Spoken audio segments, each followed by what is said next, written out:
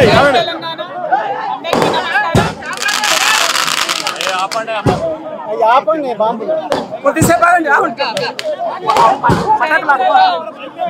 చరిత్రలో ఎప్పుడైనా న్యాయం ధర్మం గెలిచినటువంటి దాఖలాలే మనం చూసినాం, విన్నాం. భారతదేశ చరిత్ర అయినా తెలంగాణ చరిత్ర అయినా న్యాయబద్ధమైనటువంటి పోరాటం, ధర్మ పోరాటం ఎప్పుడు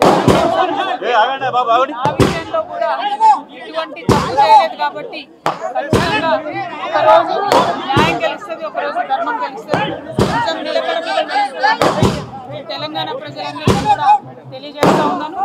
ఆ రోజు కోసం ఖచ్చితంగా పోరాటం చేస్తూనే ఉన్నాం. ప్రజాక్షేత్రంలో ఇంకా బలంగా పనిచేస్తాం. కేసీఆర్ గారి నాయకత్వంలో రాష్ట్ర వ్యాప్తంగా జరుగుతున్నటువంటి అనేక పోరాటాల్లో కూడా